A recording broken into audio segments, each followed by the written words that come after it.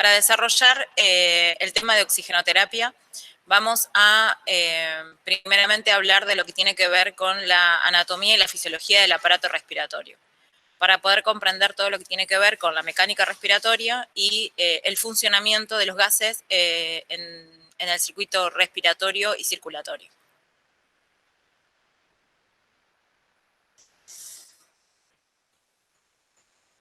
En relación a lo que tiene que ver con la anatomía del aparato respiratorio, tendremos que recordar que la estructura del aparato respiratorio se divide en dos instancias o en dos partes. Una vía respiratoria alta y una vía respiratoria baja. La característica primordial de esta diferencia que existe entre la anatomía del aparato respiratorio en la vía respiratoria alta y baja principalmente radica en la importancia de las técnicas asépticas que tenemos que realizar en el momento de intervención con el paciente. La vía respiratoria alta es la que está en contacto con el ambiente, por lo cual el abordaje del paciente no requiere de técnicas asépticas para poder realizarlas. La vía respiratoria baja tiene la característica primordial de ser estéril, por lo cual cualquier técnica de enfermería en el momento del abordaje del paciente tendremos que realizarla con técnica aséptica.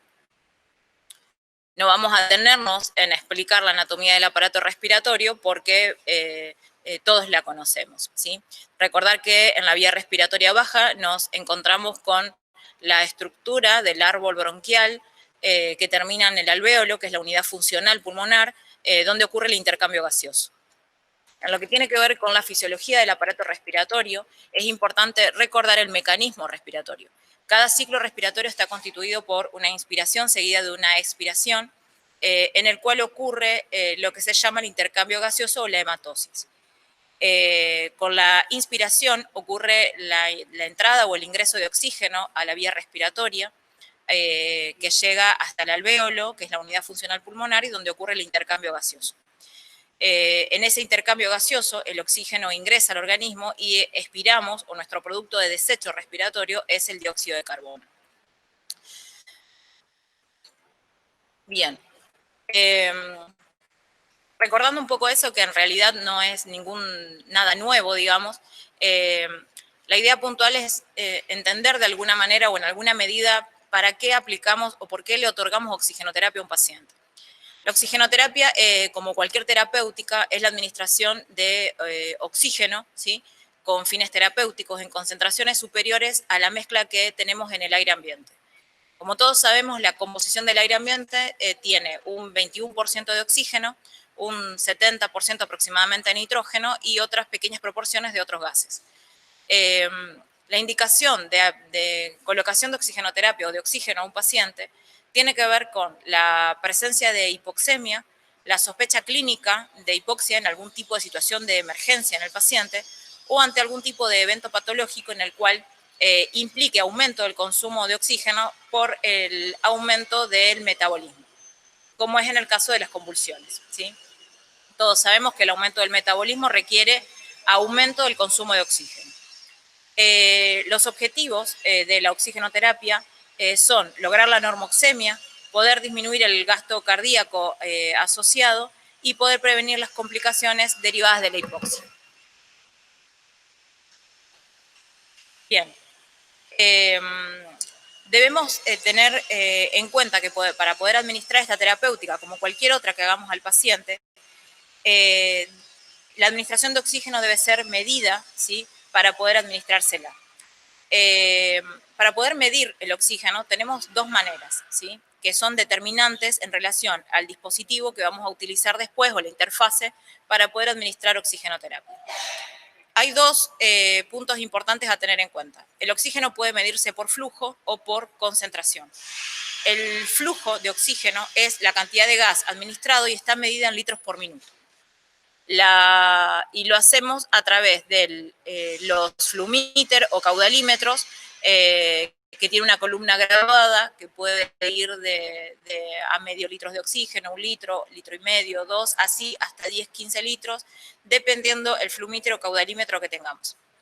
La FiO2, o la fracción inspirada de oxígeno, está expresada en porcentaje, por lo cual, de alguna manera, nos muestra o nos manifiesta que la FiO2 tiene que ver con la medición de oxígeno en porcentaje. La unidad es el porcentaje.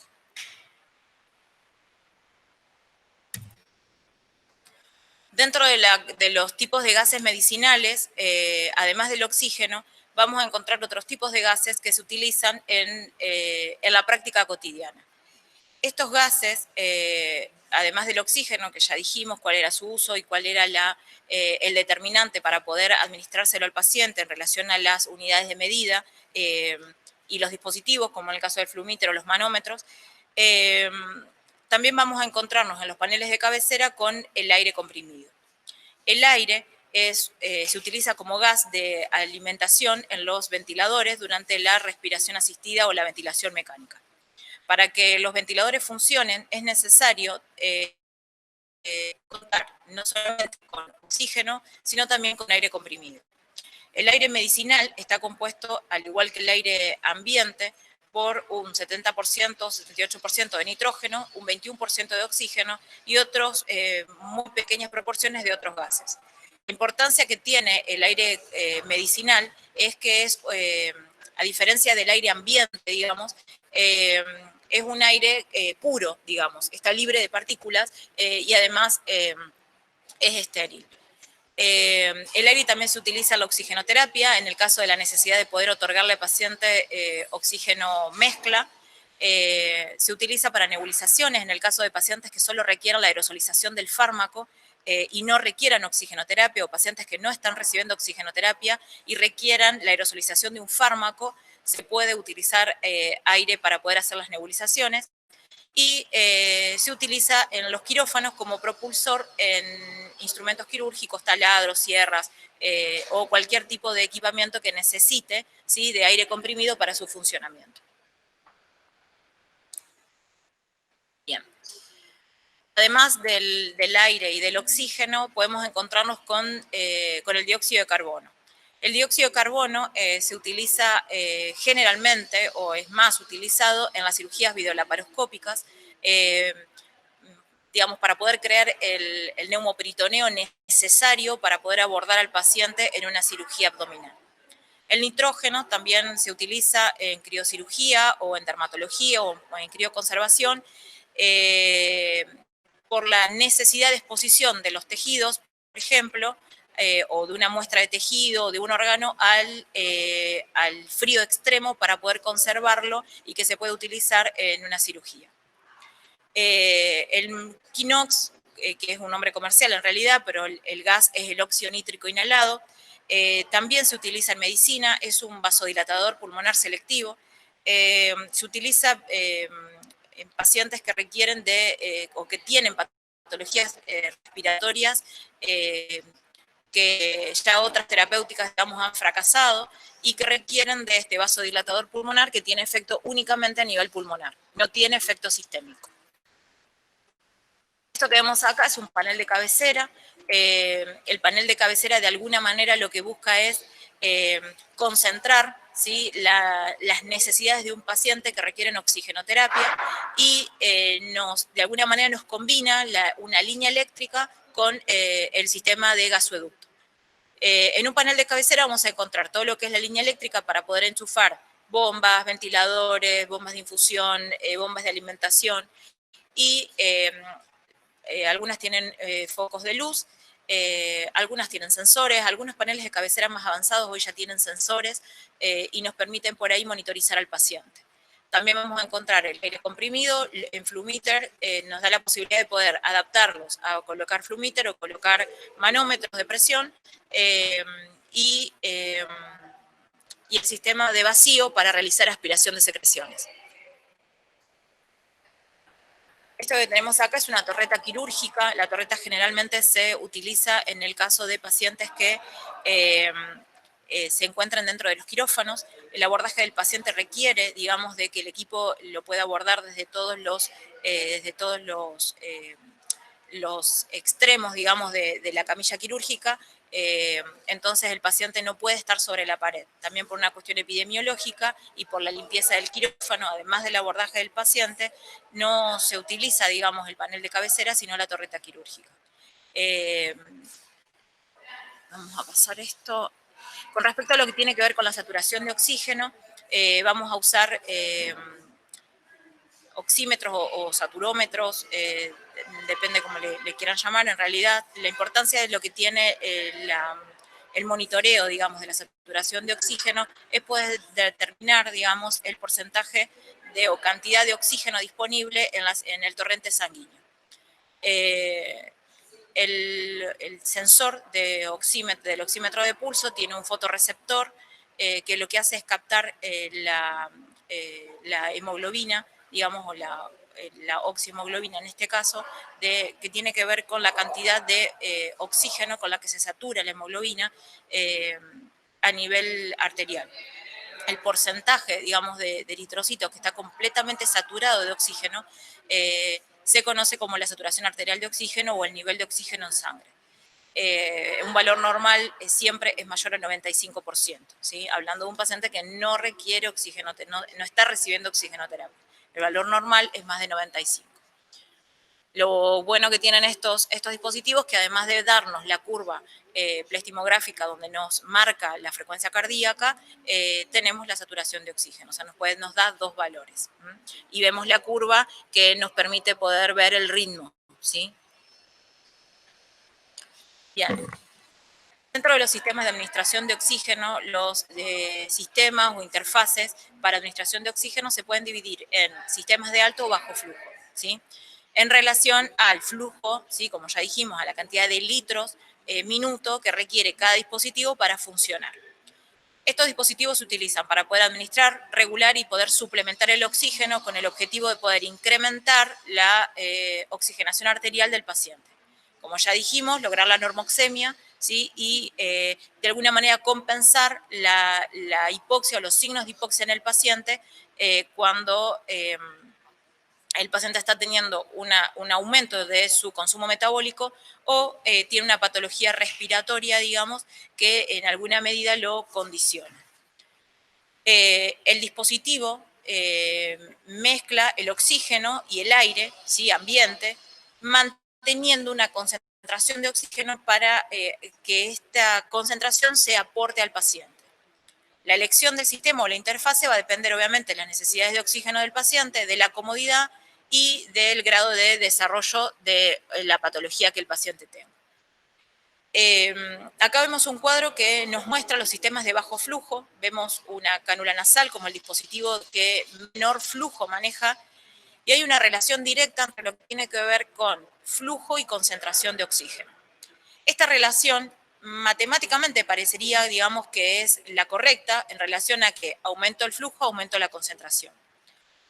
El problema puntual se plantea en la disposición del dispositivo, o sea, cuál es la estructura del dispositivo. Porque el dispositivo de oxígeno, en alguna manera, lo que hace es condicionarme la concentración. Por más que yo aumente el flujo, no puedo aumentar la concentración porque, por ejemplo, en el caso de la cánula nasal, la disposición que tiene el dispositivo lo que hace es aumentar, si yo aumento el flujo, aumenta la fuga, ¿sí? por las narinas del paciente o a través de la boca, porque el paciente puede hablar, y pierde concentración, ¿sí? Se pierde el flujo, se pierde la concentración. Una cánula nasal o una bigotera o nariguera puede variar el flujo aproximadamente hasta de 1 litro a 5 o 6 según la bibliografía. Esto hay una gran variabilidad en relación a los autores, pero quise traer algo que medianamente, digamos, se asimile a la realidad o de lo que usamos habitualmente en la práctica. Una cánula nasal con 1 litro aproximadamente nos otorga un 24% de concentración de oxígeno, con 2 litros 28% y así sucesivamente a medida que aumentamos el flujo, aumentamos la concentración, pero al llegar a los 5 o 6 litros, por más que yo aumente el flujo, por esto que estábamos hablando, digamos, de la estructura que tiene el dispositivo, voy a tener pérdida de la concentración, ¿sí? Por pérdida de flujo a través de los orificios nasales y de la cavidad oral. Por lo cual, si yo quiero aumentar la concentración de oxígeno, lo que tengo que hacer es cambiar el dispositivo. Voy a cambiar a una máscara simple que maneja flujos de entre 5 y 8 litros con una concentración aproximada de entre 40 y un 60%. Y si quiero aumentar la concentración de oxígeno, lo que voy a hacer es cambiar a un dispositivo con una máscara reservorio, que ahora vamos a ver la diferencia. Lo importante de este cuadro, porque vamos a avanzar, es saber que la necesidad de que una máscara reservorio trabaje con flujos mayores a 8 litros, ¿sí? ¿Por qué lo remarco a esto? Porque para que la máscara cumpla la función y otorgue la concentración de oxígeno que el paciente requiere, y para eso le cambiamos el dispositivo, necesitamos que la máscara funcione con más de 8 litros, ¿sí?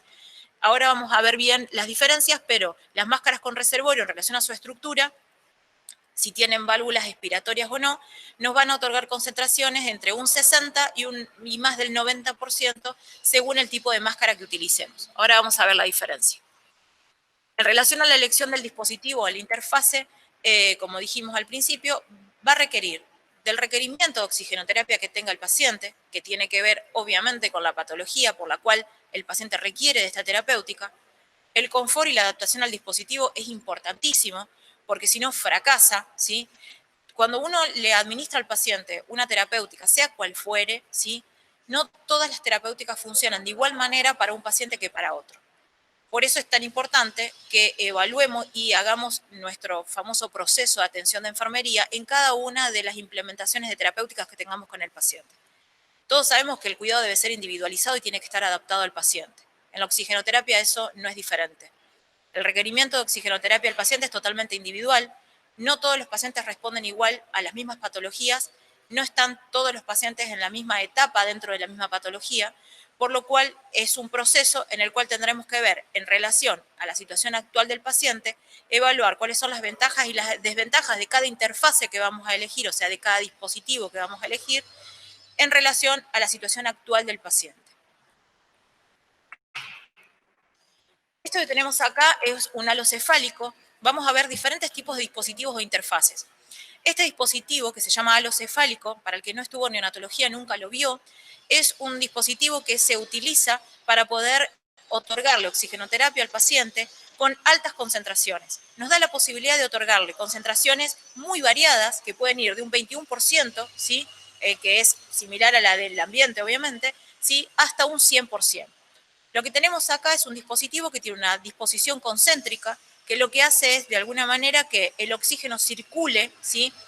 De forma circular alrededor de la cabeza del paciente, ¿sí? Esto requiere que el paciente tenga ventilación espontánea, o sea, que el paciente respire solo y que esas respiraciones sean efectivas. Si el paciente no tiene ventilación efectiva, o sea, no tiene ciclos respiratorios que puedan garantizarle digamos, que la cantidad de oxigenoterapia que le brindemos al paciente sea la adecuada, ¿sí? Lamentablemente va a fracasar y el paciente va a necesitar otro tipo de dispositivos, ya sea ventilación no invasiva a través de un BNI o ventilación mecánica. La importancia que tiene el halo cefálico, y esto más allá de la oxigenoterapia, es importante que se los remarque o que lo sepan, es que el halo cefálico, digamos, requiere de la necesidad de poder mantener la temperatura del paciente. Pensemos que el oxígeno es un gas y es frío, ¿sí? Si estamos otorgando una concentración de oxígeno alta, estamos otorgando obviamente flujos altos. Este dispositivo funciona con flujos altos, ¿sí? Entonces, va a requerir de la necesidad de colocarle al paciente un humidificador calentador. ¿Para qué? Para poder otorgarle oxígeno húmedo y tibio. ¿Por qué? Porque esta disposición concéntrica que tiene el halo cefálico hace que este gas circule alrededor de la cabeza del paciente. Los neonatos tienen la incapacidad de poder regular la temperatura, ¿sí? De tener digamos, correctamente lo que es la termorregulación. Entonces, el otorgarle un gas frío hace que el paciente no logre regular la temperatura, baje la temperatura, y todos sabemos que la hipotermia aumenta el consumo metabólico de oxígeno, y en vez de mejorar, digamos, el paciente con la administración de oxígeno, estamos produciendo un daño. Entonces, la administración de oxígeno por halo cefálico, siempre tenemos que tener la premisa de otorgarle este gas al paciente de forma húmeda y tibia. Otra cosa importante en relación al halo cefálico es que muchos, para aumentar la concentración, le colocamos una tapa. Es importante tener en cuenta que todos los dispositivos, las interfaces que elijamos, tienen que tener orificios para la expiración o para la salida de la CO2. Recordemos que cuando hablamos de los ciclos respiratorios, la CO2 es un producto metabólico de desecho, entonces es importante poder eliminarlo, digamos, y que si le colocamos una tapa, que esa tapa tenga un orificio, ¿sí? Y preferentemente que sea transparente para no perder la posibilidad de observación de este paciente. Yo les traje acá, no sé si lo vamos a poder ver o lo van a poder escuchar, es un video de pacientes neonatos que requirieron oxigenoterapia a través de un halo cefálico, ¿sí? Son pacientes donde vamos a ver dificultad respiratoria, ¿sí? Diferentes tipos de signos clínicos de hipoxia y de dificultad respiratoria. A ver si lo podemos ver o escuchar.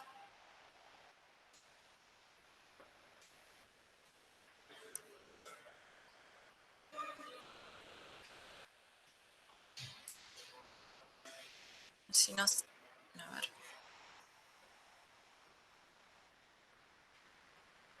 Si no se ve o no se escucha, después se los voy a pasar. Quería que lo vieran porque realmente es importante para los que nunca vieron un neonato con dificultad respiratoria o con signos clínicos marcados de disnea, que lo puedan ver en este video. Bueno, después se los voy a pasar. Vamos a pasar así podemos avanzar. Esto que tenemos acá, bueno, vamos como a retomar un poco lo que tiene que ver con los dispositivos. Ya hablamos de la cánula nasal, o nariguera o bigotera, como le quieran llamar. Lo importante de esto es que es un dispositivo de fácil uso, que en alguna medida nos da la posibilidad de otorgar bajos flujos, que se puede utilizar en niños o adultos. El paciente puede comer, puede deambular, se puede movilizar sin ningún tipo de problema. El único problema puntual es que no puede aumentar el flujo o no puede aumentar en realidad la concentración a más de un 40% por las fugas que tiene el dispositivo. Esto que tenemos acá es la máscara simple, que ya la habíamos visto, ¿sí? Es una mascarilla o una mascarita de Campbell, tiene los orificios laterales, las fenestraciones laterales para la salida de la CO2 y ya habíamos hablado en relación al flujo, más o menos maneja flujos de entre 6 y 7 litros y concentraciones aproximadas o menores a un 60%. Acá vemos la diferencia entre la máscara de reservorio. Habíamos dicho que hay dos tipos de máscara de reservorio, las máscaras de reservorio reinhalables o de reinhalación parcial y las máscaras con reservorio no reinhalables que tienen válvulas expiratorias. Las máscaras con reservorio de reinhalación parcial tienen flujo bidireccional porque permiten el intercambio con el ambiente y las no reinhalables tienen válvulas expiratorias con un flujo unidireccional. La válvula expiratoria se abre cuando el paciente exhala y permite la salida de la CO2. En el momento de la inspiración, el paciente, cuando el paciente inspira, la válvula se cierra, entonces no permite el intercambio con el ambiente. Ambas, en este caso puntualmente la máscara con reservorio no reinhalable tiene una válvula unidireccional que permite que cuando el paciente inspira, esta válvula se abre, el oxígeno puro de la bolsa, el paciente lo puede inspirar y la válvula expiratoria o exhalatoria con el momento de la inspiración se cierra y en el momento de la expiración se abre. ¿Qué permite esto? Que la válvula, estas válvulas, que la máscara con reservorio de reinhalación parcial tenga intercambio con el ambiente, entonces va a haber una caída de la concentración de oxígeno, ¿sí? Las dos funcionan con entre 8, 12, 15 litros, pero esta tiene un flujo bidireccional, intercambio con el ambiente, nos va a otorgar concentraciones aproximadas a un 60% y 60-70%, y las máscaras no reinhalables nos va a dar concentraciones superiores al 90% porque no hay intercambio con el ambiente por tener en la mascarilla válvulas expiratorias. Acá ven la diferencia, ¿sí? Les traje dos imágenes para que puedan ver. Acá vemos la salida de la CO2 en las fenestraciones laterales de las mascarillas. En el caso de la máscara con reservorio reinhalable, no tiene válvulas expiratorias y cuando el paciente exhala, ¿sí? También inhala el gas exhalado, ¿sí? Y acá tenemos la fuente de oxígeno, ¿sí? La salida es bidireccional, ¿sí? La salida y el ingreso. Así que esta nos va a dar concentraciones menores al 90%. La máscara con reservorio no reinhalable tiene válvulas expiratorias, por lo cual el sistema es unidireccional tanto en la bolsa reservorio como por las válvulas expiratorias. Esto va a permitir que solo el paciente inspire el oxígeno puro de la bolsa, por lo cual nos va a dar concentraciones superiores al 90%.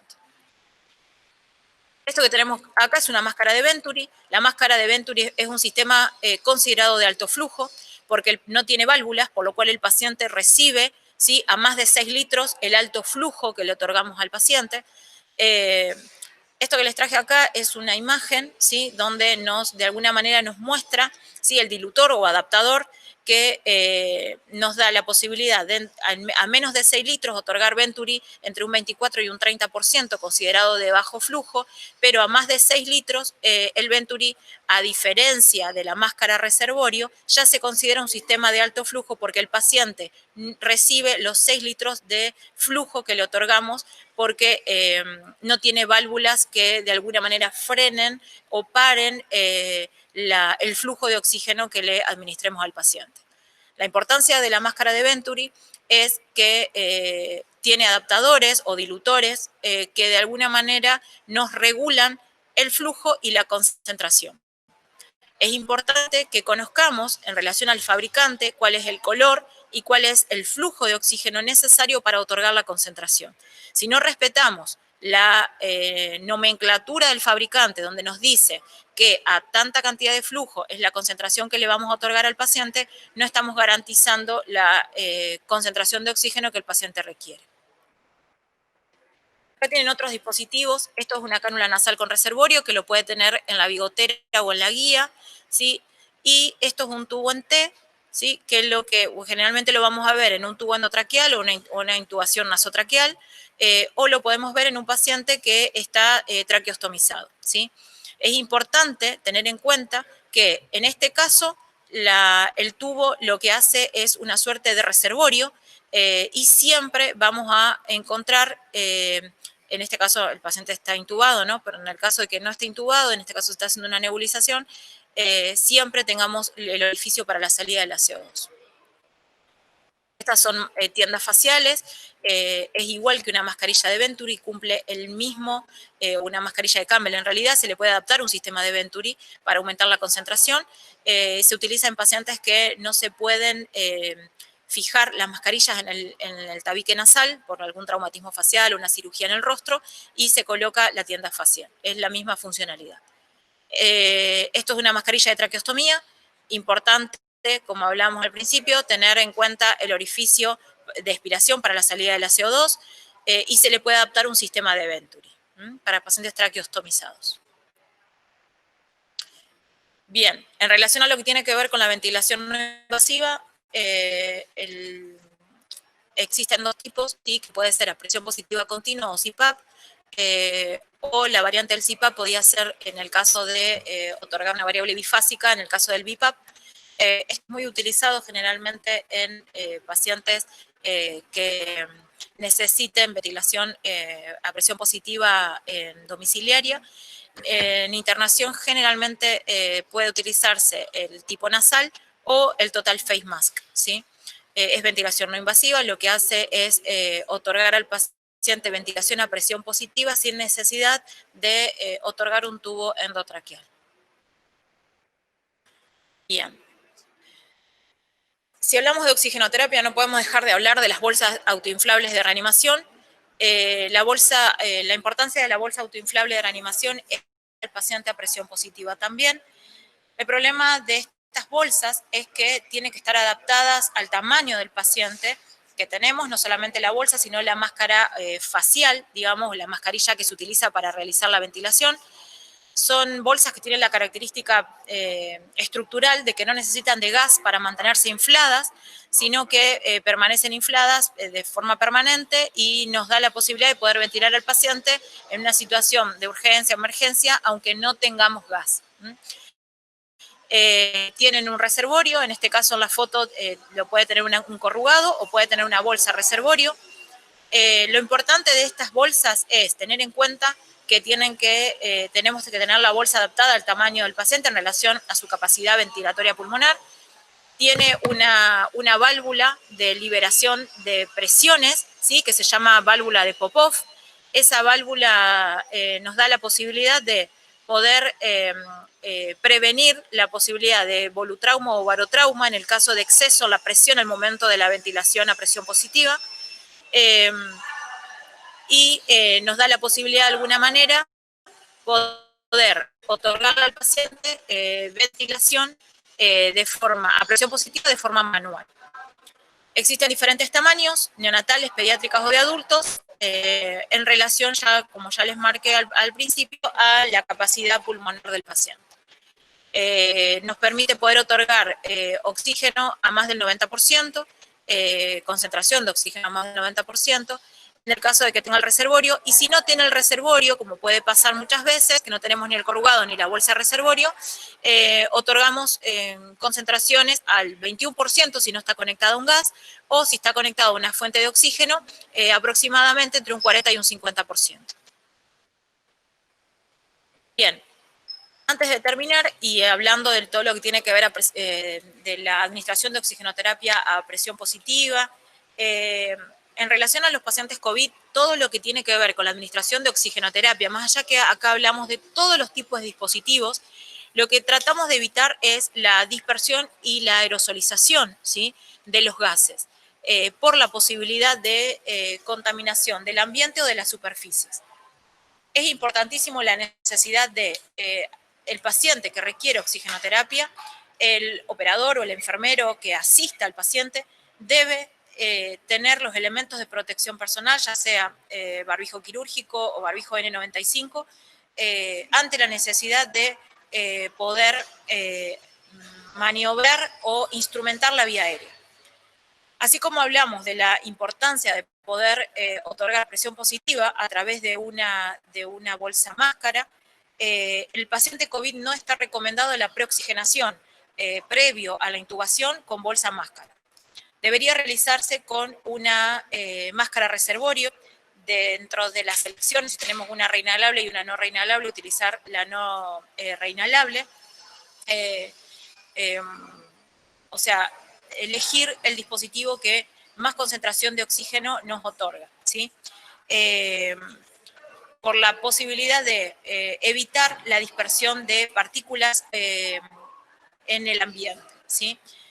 Siempre tener elementos de protección personal y les traje acá algo muy importante que deberíamos utilizar con todos los pacientes, pero principalmente en el paciente COVID, está recomendado en todos los protocolos de intubación y de instrumentación de la vía aérea cuando otorgamos ventilación a presión positiva, ya sea de forma manual con una bolsa, además con una bolsa autoinflable o con un ventilador mecánico, utilizar filtros HMF. Estos filtros, ¿qué es lo que buscan hacer? Primero, brindar humidificación pasiva, ¿sí? Entonces, evitamos la humidificación activa, generar agua en los circuitos de los ventiladores y poder evitar las desconexiones, ¿sí? Y es importante también para poder evitar la dispersión de partículas y la aerosolización en el momento de otorgar ventilación a presión positiva de la vía aérea baja. Entonces, vamos a ver la importancia de poder tener estos filtros, no solamente en las salidas de los tubos endotraqueales, ¿sí?, conexión de circuitos cerrados de aspiración en el momento de la aspiración de secreciones por tubo endotraqueal, sino también la necesidad de colocarlos en las bolsas autoinflables para poder brindar presión positiva, ya sea en el momento de la aspiración de secreciones o en el caso de tener que inevitablemente otorgarle al paciente presión positiva o con una bolsa, debemos tener los elementos de protección personal colocados y colocarlo previo a la máscara facial. Es importante colocar el filtro para poder evitar la dispersión de partículas y la aerosolización. Creo que esto es importante que lo remarquemos, está dentro de los protocolos de manejo de paciente COVID. Vuelvo a remarcar que no está recomendado la utilización de dispositivos o interfaces que brinden altos flujos, por lo cual no está recomendada las máscaras con reservorio, no está recomendado el uso de máscaras de Venturi, no está recomendado la utilización de BNI y no está recomendado ventilar al paciente a presión positiva con una bolsa máscara. se deberá realizar la maniobra de intubación al paciente y una vez que se insufle el balón del tubo endotraqueal, recién ahí, con filtro, poder ventilar al paciente a presión positiva. Después van a desarrollar bien lo que tiene que ver con los elementos de protección personal, pero creo que es importante destacar esto. Lo mismo tiene que ver con la necesidad de aspiración de secreciones con circuitos cerrados. Importante y es de alta importancia epidemiológica no brindar al paciente ventilación a presión positiva sin la utilización de filtros y de elementos de protección personal.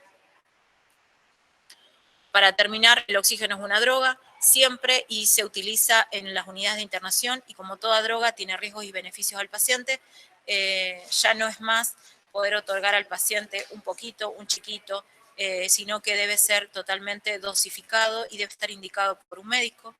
Siempre tiene que estar mezclado dentro de lo posible con con aire, debe estar humidificado y calentado dentro de las posibilidades cuando a medida que aumentamos el flujo. Primero por evitar la resequedad de las mucosas. Generalmente el paciente requiere aspiración de secreciones y eso puede traumatizar las fosas nasales. Y además de eso, es importante tener en cuenta el confort del paciente.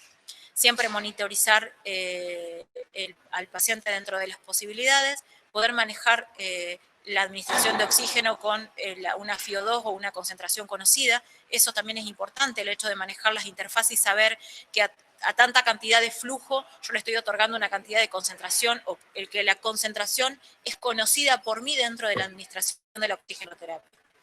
El oxígeno obviamente es una droga, tiene efectos potencialmente muy importantes para el paciente, pero también puede ser nocivo. Siempre tiene que ser administrado dentro de las mínimas concentraciones y flujo posible para lograr la respuesta terapéutica deseada. Con la premisa de lo que busco evitar es la hipoxia, pero también debo evitar